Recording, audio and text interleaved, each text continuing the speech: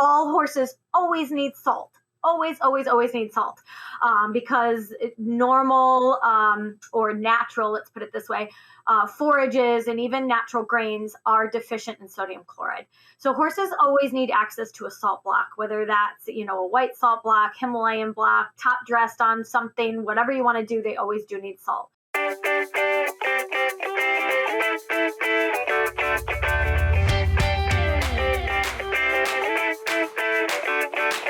Hi, everyone, and welcome back to another equine-focused episode of the Pet Food Science Podcast, where we dive into the science, trends, and real-world challenges shaping the way we feed and manage our horses. I'm your host, Dr. Alex Rankovich, and today we're joined by Dr. Carey Williams, Extension Specialist and Professor at Rutgers University and Interim Director of the Rutgers Equine Science Center. Carey has extensive experience in equine nutrition, pasture management, grazing systems, and applied equine research, with much of her work focused on translating science into practical recommendations for horse owners and the broader equine industry. Carey, thank you so much for being back on the podcast. It's great to have you back again. Yeah, thank you for inviting me. I'm looking forward to it. Perfect. And today we're going to be talking, I think, about a topic that's very practical and very important, and that's managing horses on all forage diets. And I think for a lot of people, because forage is the foundation of the equine diet, this can sound very straightforward, but then once we start to think about nutrient intake and pasture intake and hay quality and pasture sustainability, and you add metabolic horses into the mix, I think there is a lot of nuance that horse owners do sort of get lost in the weeds, so to speak. Yeah, absolutely. And, when I first started getting asked some of these questions, and a lot of times my topics for, important things come from just questions I get asked on a regular basis. And I started getting asked by people about managing horses on all forage diets. And I was like, well, yeah, that's what we do. But the more you dive into it, you're right. It can get tricky. And there are some things that, no, you might want to look at this and you might want to check that. And just things for people to keep in mind if that's the direction they are going to go. At Trow Nutrition, we blend our passion for customer success with our love for pet nutrition, bringing together the art and science of nutrition, ingredients, and blending. We're here to dream with you and help you create standout products. We're here to deliver for you with dry ingredient, premixes, base blends, and specialty blends. And we're 100% dedicated to you with a complete focus on pet nutrition. See what Trow can do for you at trownutritionpets.com. Yeah, I think this is going to be really great. But to sort of start us off, when you're talking about an all forage diet and managing a horse on an all forage diet, what does that actually mean? Is it hay, pasture, combination of both? Yeah, absolutely a combination of both. And granted, it's going to depend on your farm situation. It's going to depend on the location, the time of year, et cetera. There's a lot of things. But really, when we talk about forage, we mean pasture, we mean hay, and then there's a lot of other forage substitutes as well that are now on the market. They're mostly dried forage substitutes, meaning cubes and pellets and things like that. But yeah, it's trying to stay away from grains, and then we also are talking about supplements as well. Mm-hmm. It's interesting that you mentioned supplements, because I think for owners, they sort of think that the supplements go hand in hand with the all forage diet. I don't think that they consider supplements the same way that concentrates are considered when you're kind of putting a name to this feeding practice. Yeah, and that's actually a really good point. And that's kind of what we're going to cover and talk about in the next, whatever, 20, 30 minutes of the podcast. What things might be needed to be added to this all forage diet, and how do you know? Because, yeah, there might be some supplements, and we're going to use that kind of, I guess, in quotes. And then we'll talk about, what really do we mean by supplements? Because, and I can get one out of the way right away, and that's salt. Yes, all horses always need salt. Always need salt, because normal or natural, let's put it this way, forages and even natural grains are deficient in sodium chloride. So horses always need access to a salt block, whether that's, a white salt block, Himalayan block, top dressed on something, whatever you want to do, they always do need salt. So that's kind of the end of that topic of salt. they have to have salt. So let's just assume. Because, I think you're right that some owners, like, and I've received this sort of, I guess, this ask or this, question from owners where they're like, well, if it's an all forage diet and my horse was living in a wild, like he wouldn't get salt. And so why would I give salt? And so I'm really glad that you kind of put that in the forefront immediately, that we're just going to get rid of that right away.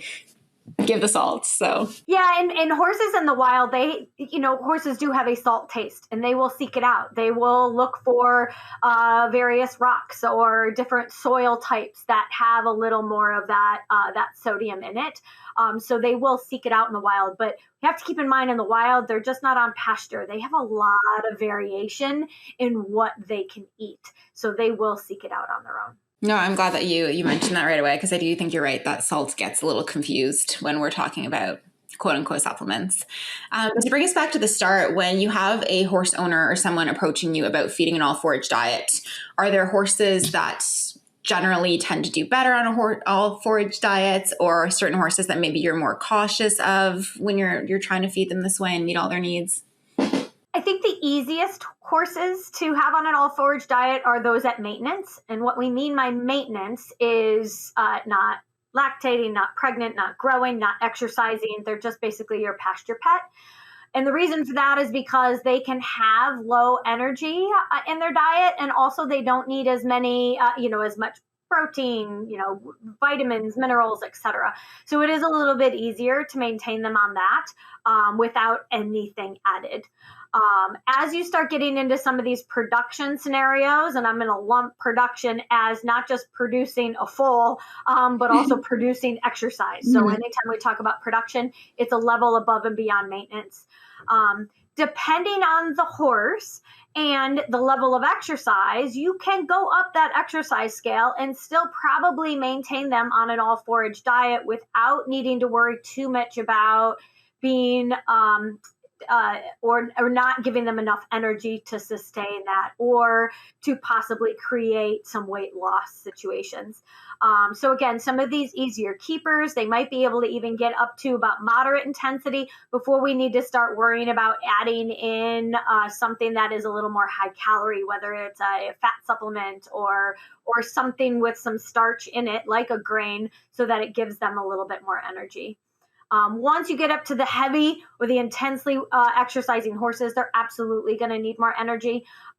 They probably won't be able to sustain themselves on just forage without some sort of energy additive.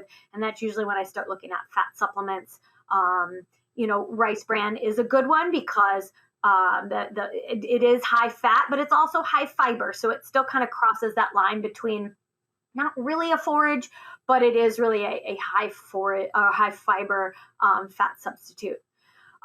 When we start going back with production and looking at pregnancy, lactation, and growth, that's going to be a little bit more difficult. Again, with pregnancy, they're probably okay until they get into their last trimester. Then we're going to have to increase their energy, their protein, and calcium and phosphorus particularly, but there are a lot of other minerals as well. So they'll probably need some sort of balancer, pellet, or some sort of supplement. Lactation is probably not going to be possible. Lactation is one of the highest energy requiring times, as well as protein. So that's going to be extremely difficult, and it is really hard on the mare's body to be in lactation. I always like to tell people, think about a dairy cow. How many times have you seen a fat dairy cow? It doesn't happen. Lactation is really hard. Yeah.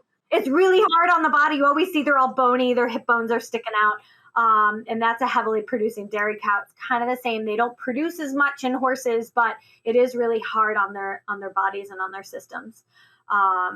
Growth, depending on the breed, can probably also be managed. But again, they have such high and a really specific mineral balance, you might end up needing some sort of balancer as well. And that leads nicely into the next question. So when owners are thinking about feeding an all forage diet, I think that, these nutrient imbalances and lack of nutrients is something that does come to the forefront and something that they do get worried about.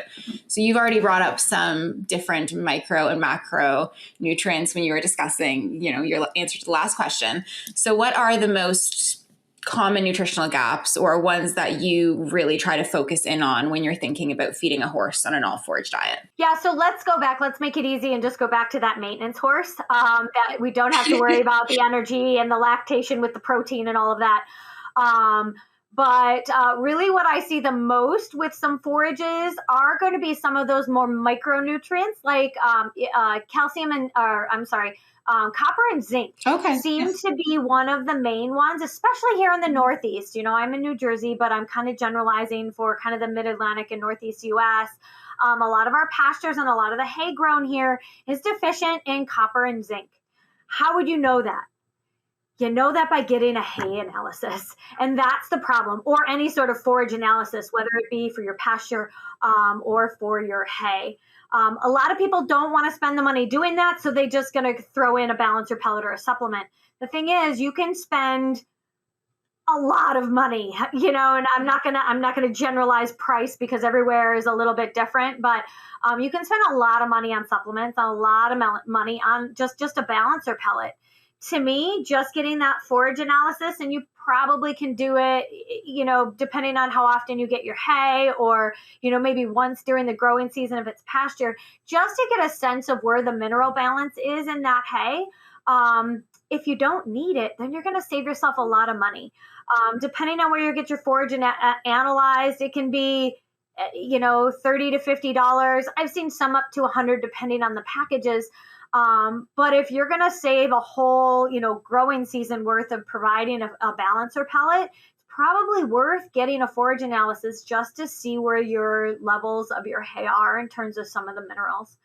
And then especially if you have an animal that's doing more on the production side, whether it's, you know, growth or pregnancy or even exercise, you really want to be careful of those mineral balances, because otherwise you're going to see some decreases in that production, whatever it may be. Yeah, I like that you talked about the balancers and the cost, because I do think that is a big thing. Like when I talk to horse owners, a lot of the time they're just like, no, I'm not going to do it. You know, I get new hay in every so often, or how often they get it in, or it's too expensive. But to your point, these hay analysis tend to be cheaper than one container of these balancer supplements or these vitamin mineral mixes, right? So I do think that in the long run, to your point, like you do end up saving a lot of money, even though you do have to pay a little bit for that hay analysis at the start. Yeah, and to, I mean, not spend too much time on supplements, but you know, you can also think about it too. If your hay is just slightly deficient in, you know, say copper and zinc, we'll go back to that. But yet your balancer, say you're doing a full balancer, you know, ration pellet, you know, it'll say, oh, a pound a day. Well, it's generalizing for an average hay, and it's generalizing for the average horse. But if you know your hay is only slightly deficient, you might only need a quarter pound or a half pound. You don't need that full pound. So even if you still have to buy the balancer, you can decrease that level based on your particular hay and not necessarily the average hay or the average horse. You can be a little more picky with that. And I think often horse owners maybe don't think about the micronutrients and the minerals like copper and zinc when they're thinking about doing a hay analysis or feeding a supplement, or in general feeding all forage diets. Has that been your experience too, or? Yeah, that is true. I mean, a lot of them, you know, horse owners, I feel like always go to the protein. You know, they go right to the protein. Yeah. And really very rarely, unless the hay is really mature or really poor quality hay, do we really see that it's all that deficient. And again, we're going back to that maintenance horse, that it's really not often deficient in protein. So that's really not something you need to worry about. You can tell whether your horse is getting enough energy just by looking at its weight. If it's starting to go underweight, you'll start seeing some ribs. You'll start seeing the spine of his back a little bit more, maybe some of the hip bones. Well, that means, yeah, then it's either not eating enough or the quality of the hay isn't enough to give them enough calories. So you might need to increase that or provide a supplement or find better quality source of forage. But yeah, the vitamins, especially if you're only feeding a hay source, most likely there's not enough vitamins in there. Because if you think about it, you walk into a a supplement, whatever, GNC, pharmacy, CVS, wherever anybody gets their supplements from. And all of the vitamin bottles, they are solid colored, right? They are opaque. They're not clear. They're not transparent. And that's because UV light will denature vitamins. How do we make hay? Well, we cut it and we dry it in the sun. So therefore, most hays don't have enough vitamins in them to meet the horse's regular needs. So especially like here in the Northeast in the winter, I say, now they might need a vitamin supplement or a balancer pellet. So that's something else for others to think about, is not just the mineral balances, but especially on all hay diets. Let's be specific, hay diets. You don't have to worry about minerals. Pastures, no. Pastures are great. Green, leafy vegetables. I love pasture because it's the number one source of vitamins for horses, really. I know our poor horses here in Ontario are like more than half the year is winter. They're not seeing too much pasture, unfortunately, compared to the horses down in Kentucky and all the beautiful sunny states that you guys have. Yeah, well, I feel like our winter here in New Jersey was pretty rough, so I feel like we were kind of the same this year. But yeah, that's the one time I will recommend a supplement is, during the winter, especially as you get to the end of the winter and most of the hay growers are out of their good quality hay. All they really have is, some moderate to poor quality stuff. It's not going to have much in it. Most teams don't have a strategy problem. They have a systems problem. Tasks scattered across tools, goals buried in spreadsheets, and metrics no one actually checks. Zentrix OS fixes that. It's a true business operating system that brings tasks, goals, and performance metrics into one connected workspace. So your team always knows what to do, why it matters, and how they're tracking. No more juggling apps. No more missed accountability. Just a clear, organized way to run your business the way it was meant to be run. If you're ready to stop managing chaos and start managing with clarity, Zentrix OS is built for you. Visit zentrixos.com and take control of how your team operates. And then you had mentioned body condition as, assessing whether the horse is receiving too much energy or not enough energy, I should say. Is there any way else or any other things that you kind of generally have horse owners look at when they're thinking about whether the diet is meeting all of their horse's needs, or how much does, let's say, top line or coat quality or hoof quality or performance, how much can they really assess based off of those things? Yeah, I would say a little. And the only reason why I say a little is because I always would go with the weight first. If they're at a good weight and then they have some other things, then it might be some of those micronutrients. So if they have a poor coat, we're going to look more at the copper, potentially the zinc. If they have poor performance, or they're just looking, a little dull, yeah, they could be some vitamins, things going on. But usually if their weight is good and they have something else going on, that's usually when I recommend, contact your vet. Have your vet out and look at them. Just make sure they're still at a good plane of growth, and then we can really look at the diet and make sure that it's really dietary and not something else going on. So I do, as a nutritionist, really like working with vets to find out, okay, how is the horse's health overall before I start changing the diet. And I think that's really important for everyone to note. And then on the topic of the hay analysis too, I think a lot of the times these forage analyses can seem very intimidating for owners because you kind of just get back a sheet with a ton of numbers on it. And maybe sometimes they don't know what they're testing for. When you're talking to owners about testing their hay, what results or what numbers do you typically have them pay the closest attention to? And what do you typically recommend having done when it comes to these analysis? Because there are some packages that include everything under the sun and maybe some that only include a handful of values.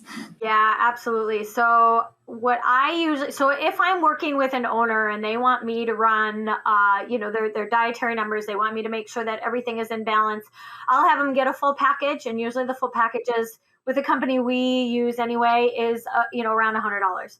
And it's going to give you the protein, all of the carbohydrate fractions from, the water soluble, the non-structural, even the structural carbohydrates, and then a full panel of minerals. So anywhere from, calcium and phosphorus, some of the more macro minerals, copper and zinc, but then you'll get molybdenum, cobalt, iodine. You'll get some of those little ones as well. But I always have them get that just so I can look at everything and make sure everything is in balance. That is going to be difficult for a horse owner to do themselves, to look at the forage analysis and be like, oh yeah, it all looks good. Unless you have a spreadsheet or a ration balancing formulation where you can pop it all in there. So I do say if they really want to go that level, they should find a nutritionist. Whether it's someone affiliated with a company or an independent nutritionist, that's fine. I work for Cooperative Extension within my state, so a lot of what I do is included in my job. So there's a lot of different people they could reach out to have them help with looking at the forage analysis. But if they wanted to do it themselves, they could definitely look at the protein, look at the percentage of protein. I know that's the first thing that everybody likes to go to. 10% or more. That's kind of what we say. 8% if that horse is at maintenance would be fine, but 10% should be good. Look at the digestible energy. It's going to be in mcals, and whether it's mcals per pound or mcals per kilogram, wherever you are in the world, it should be around 1 mcal per pound or 2.2 per kilogram. So, make it easy, 1 per pound or 2 per kilogram. And that's a decent quality as well. If you're looking at the calcium and phosphorus, they should try to make sure that it's at least a 1-to-1. 2-to-1 is better with calcium to phosphorus. So if they have 0.5 calcium, they should have they should have 0.25 phosphorus. Calcium should always be more than phosphorus. Otherwise, you're going to start to interfere with that absorption. In terms of the other microminerals, I'm not going to get into that because, again, that gets a little here all tricky. day. Yeah, and you know what? Mineral nutrition, to me, even as a nutritionist, is one of the most complicated topics. There's just so many interactions and things. I just gave you the easy one with calcium to phosphorus is 2-to-1. Yeah, I know, that's perfect. I think that's a very practical guideline that, to your point, that's kind of one of the first things that horse owners will often look to, especially when they're feeding young horses. So. And then kind of on the same note, when horse owners are looking at choosing a hay or, thinking about what is a good hay or the best hay for my horse, are there qualities that you often kind of steer them towards beyond just getting the hay analysis done? Yeah, they can do a lot visually as well. And actually, it's funny, right now I'm in the process of working with some of our other agricultural agents and specialists here at Rutgers, and we're writing a paper because we did a huge survey on, on how consumers purchase hay and what they look for. And a lot of it is visual because not a lot of producers are going to provide the analysis. So you're going to look at, color. Yeah, green is great, but it's not the only thing. You want to look at the maturity level. And I think this is very important for horse owners to understand is the more stems you have in a plant, the more mature it is. Because as you think about it, as a grass grows, it's going to grow up and tall. In order for it to get upright and stay upright, it's going to have more structure. And the structure in the plant is what is fiber, basically, is what they need to have that structure. So as the plant grows taller and the stems grow thicker, you have more fiber. We have to get rid of something to have more fiber because, there's only 100% of whatever is in there. Well, protein's usually what disappears. So when you have a more mature plant, you have more fiber, you have less protein, and some other nutrients in there as well. The leaves are where a lot of the protein is at, and that's usually what decreases. So as maturity increases, you have more stems, less leaves, more fiber, less protein, and just the opposite. So if they can cut a very immature plant that has a lot of leaves, it's going to be a higher quality. It's probably going to also have higher calories. It's going to be higher protein, and it's going to have better nutrients in it. So I would really encourage people to look at that. Granted, if you have the fat little pony or the overweight horse, it probably doesn't need something super leafy, really high quality. You can probably get away with something that's a little stemmier and has a little more fiber in it because it's not going to have as many calories. Mm-hmm. That's a really good point. I think sometimes people feel bad maybe if they're not giving the absolute best quality hay to their horse, even if that's not what that particular animal needs. And then to your point as well, I think often, it's a question of, is it Timothy hay or is it alfalfa, but not necessarily the maturity or some of those other things within the hay itself. Yeah, and when I'm looking for hay for my horse, I don't care really about, granted, there's classes of hays, and we skipped this, and I probably should say that there's cool season grass hay, and there's legume hay, and then there's warm season grass hay. So cool season grass hay are typically what we have in the Northeast. It's going to be your Timothy, orchard grass, brome, those sorts of things, fescue. And then you have your legumes, which are your alfalfa, clover, trefoil. Alfalfa is the biggest one. And then you have your warm season hays, which are usually grown in kind of that lower third of the U.S. Your, Bermuda grasses, the coastal, the Tipton, those sorts of things, as well as teff hay or bahia grass. And the main differences are going to be with their carbohydrate content. Cool season grasses store fructans, and they're going to be much higher in your non-structural carbohydrates than a warm season. Warm seasons are typically lower because they don't store the fructans, so they're going to be lower in the non-structural carbohydrates. Alfalfa is kind of the same way. Granted, alfalfa is going to be a lot higher in your protein and your minerals and even your calorie content. So I'm more concerned about the classes than the actual, is it Timothy? Is it orchard grass? Is it brome? Because really it all depends on when the grass was baled or when the hay was baled, is in terms of what the nutrients are going to be. I found some really good quality Timothy. I've found some really bad quality Timothy. Same with orchard grass, some really good quality. I look more at the quality overall and the level of maturity than I do the actual type of grass. If I need more protein, obviously I'm definitely going to add some alfalfa to it. That's a really good point, because I think you're right that often they sort of get generalized that all Timothy is this way and all alfalfa is this way. But to your point, absolutely, all those other factors are very important and need to be considered as well. And sort of switching gears now to pasture. And if pasture is now the main forage source for this animal, I think one of the biggest challenges is that horse owners don't maybe know how much pasture their horse is consuming. Is there a way that they can estimate pasture in a real world setting, pasture intake, I should say? Yeah, and it's a big estimate, but you can always start with horses will consume 2% of their body weight. And there's been a lot of studies done that have looked, and yeah, it's usually between 1.5 and 2.5 is about right. Some will consume 3. Yeah, there's some studies in ponies showing that they'll consume over 5% of their body weight. Those are usually the obese ones, yeah. Ponies can read textbooks. You don't know the values. I love doing easy math. Let's say you have a 1,000-pound horse. That means they're going to consume 20 pounds of dry matter. So now this is dry. This isn't once you add a lot of water to it, which, if it rains or has a lot of dew, it's going to be a lot more. But that's in dry matter. So if you leave them out 24/7 on good quality pasture, meaning it's thick, it's over, 6 inches in height, and they have a lot to eat, they're consuming 2% or 20 pounds of dry matter in that pasture. And then you can kind of calculate backwards based on the hours of the day that they're out on pasture. If they're out for half the day or 12 hours, go with 1% or 10 pounds, and calculate it that way based on the percentage of day that they're out.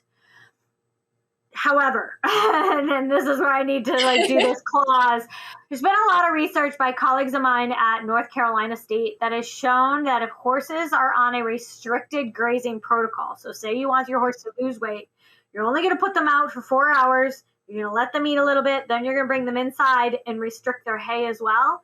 Well, they're going to learn, especially if you do it the same time every day, they're going to learn that, okay, I'm getting turned out. I only have 4 hours. I am going to eat fast. And I'm going to eat as much as I can, as quickly as I can in 4 hours. And they've shown that horses can consume about 70% of their total daily ration in 4 hours, which is why we still get weight gain with horses on restricted grazing that way. And it's the same with the muzzles as well, right? Sorry, I'm interrupting you, but that's often something I talk about with owners. You can't just have your horse out with a grazing muzzle for 1 or 2 hours because you feel bad for them, because it doesn't help. Yeah. If you really need a weight loss plan and you're going to put a grazing muzzle on, it needs to stay on. If you're going to take it off when they're inside, or take it off when they might not have access to feed, or maybe just when they're having a balancer pellet or a grain ration, because again, they will learn and they will overcompensate.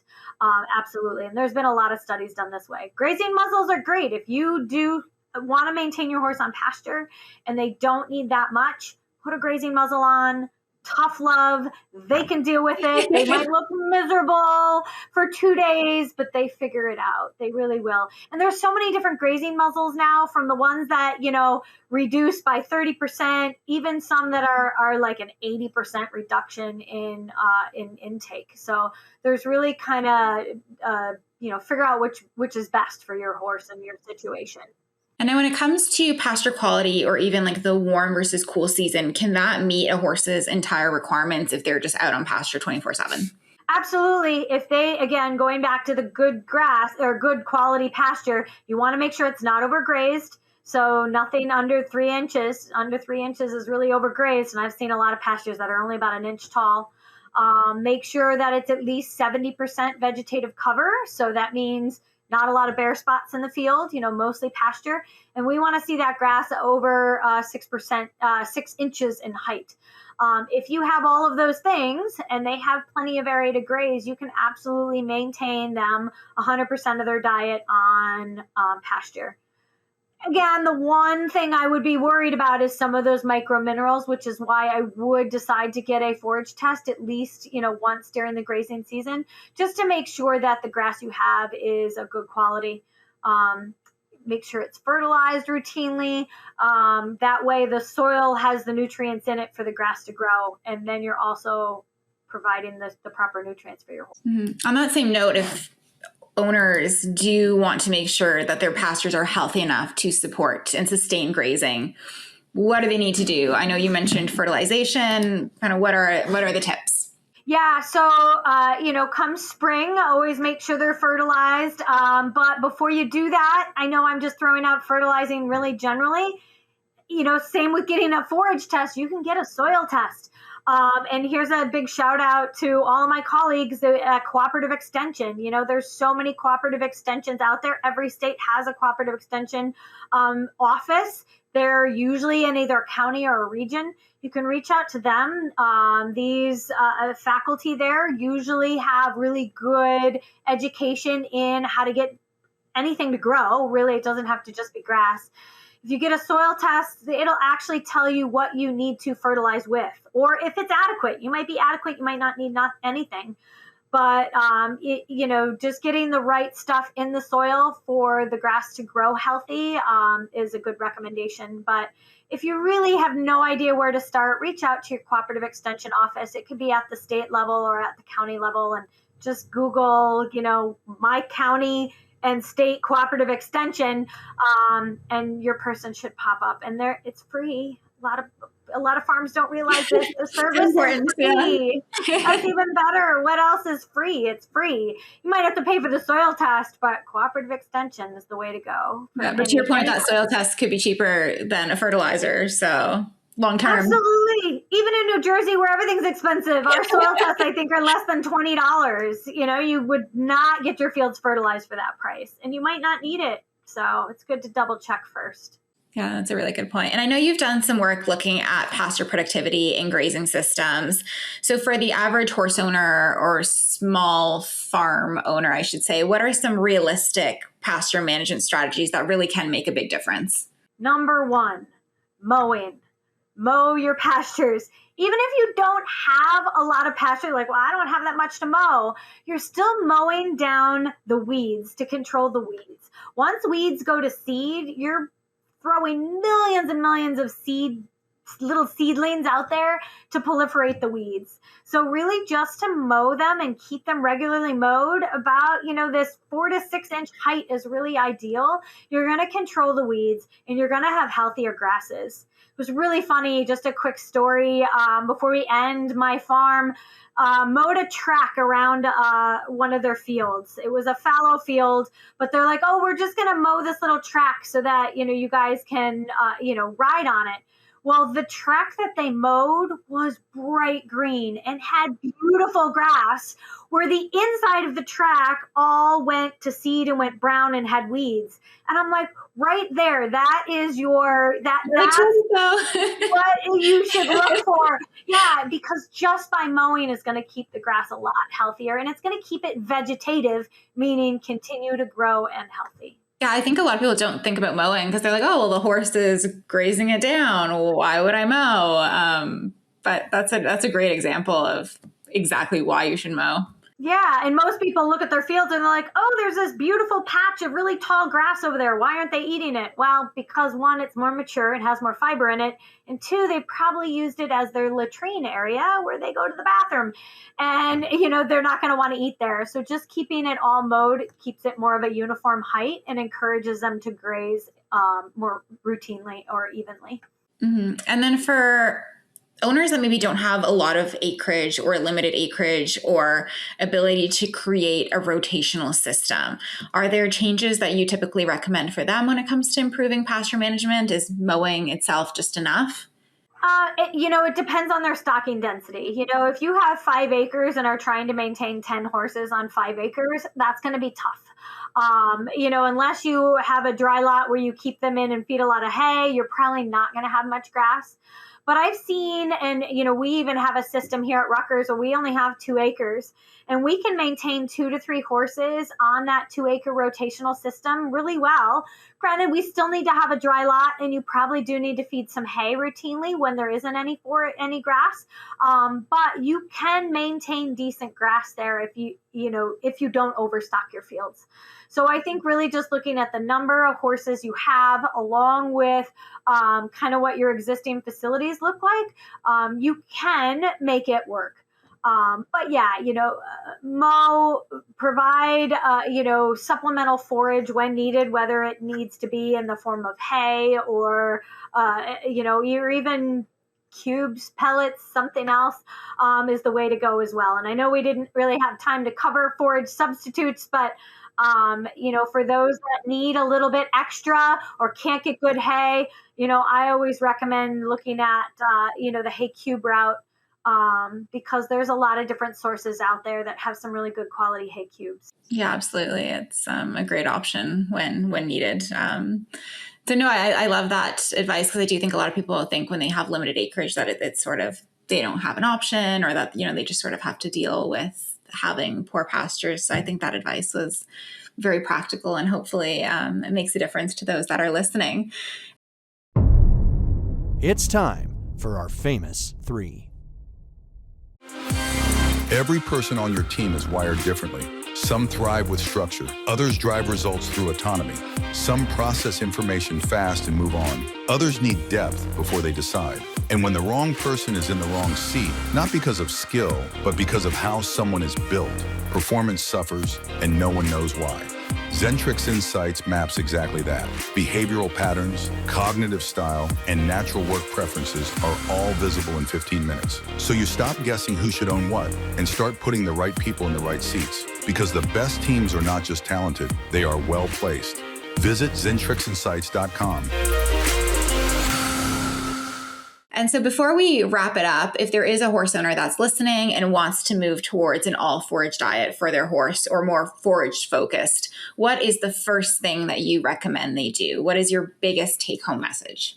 Biggest take home message is look at the quality of your forage, because that's really going to matter. If you want 100% forage in your horse's diet, quality will matter. Don't go cheap, because it's probably not going to be cheap depending on where you live, but look at the quality. Get something with a lot of leaves in it, get something, or really try to increase the quality of your pasture. So that way you can, or you might not have to worry about feeding something supplemental in terms of a balancer pellet or something else, because the quality of the forage is going to go a long way. And probably even if you have to spend money on quality forage, you probably are saving money in the long run from not having to put anything else in it. Yeah, no, that's great. And I think that's been a thing that's come back up again in our conversation here is that initial investment long-term, whether it's the fertilizer or the supplements or whatever it is with the hay testing, can really go a very long way. So hopefully that's something people take away too, is that I know that initial cost can seem scary for some of these tests, but it does pay off when it comes to both your horse's health and maybe some other cost savings along the way. Absolutely. Perfect. Well, thank you so much, Dr. Williams, for joining us again. I think this was a really useful and practical conversation because forage is something that every horse owner deals with. And I don't think it's always as simple as maybe it seems. And the idea of forage can be very intimidating, I think, to some owners, and especially when it comes to managing pastures as well. So all this nuance about nutrient balance and forage quality and pasture health has been great to talk through. We really appreciate you being here to talk more about it with us. You're welcome. It was fun. Perfect. Well, thank you to everyone listening as well. We hope this episode gives you some practical tools to think about how forage fits into your horse's feeding program and how to make forage-based management work in a way that supports both your horse and the land that you're working with. And as always, don't forget to subscribe so you don't miss out on future episodes, and we'll see you next time.